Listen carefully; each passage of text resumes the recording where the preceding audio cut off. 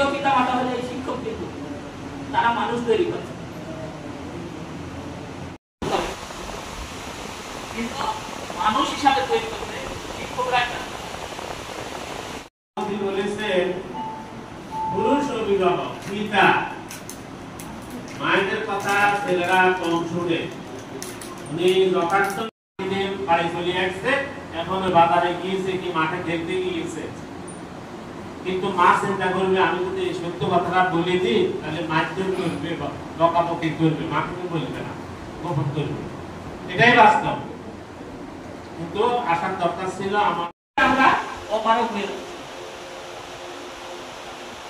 এই কয়েকদিন আগে কি বলবো,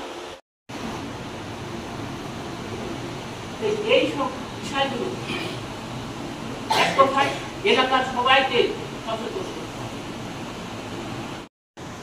আজকে তো ট্রেনার বলিনি, 26-এর পরীক্ষার্থী এদেরকে বাদ দিলাম, যারা 9 পর্যন্ত আছে তাদেরকে নিয়ে এইভাবে না 118 জনে 40 জন উপস্থিত, মানে খুব দুঃখজনক একটা হতাশাব্যঞ্জক একটা উপস্থিতি।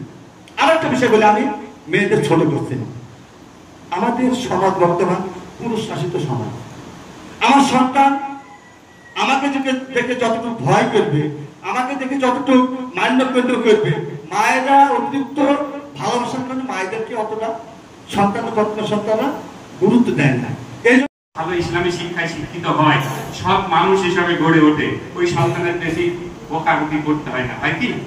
তাহলে আপনি কি করবেন? আপনি নিজে আগে প্রথম 5 ওয়াক্ত নামাজ পড়বেন, মেয়েদেরকে সাথে করে ওযু পানি দিয়ে বলবেন মা এসো আমি তুমি একসাথে নামাজ পড়ি।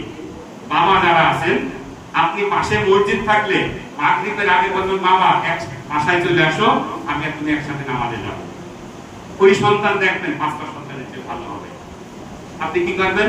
ফজরের আজানের সময় সন্তানকে ডেকে ধরবেন, বাবা নামাজের টাইম হয়েছে, চলো তো নামাজ আদায় করে আসি।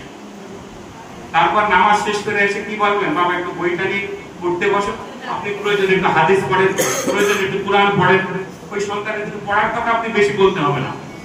আর আমরা কি করি?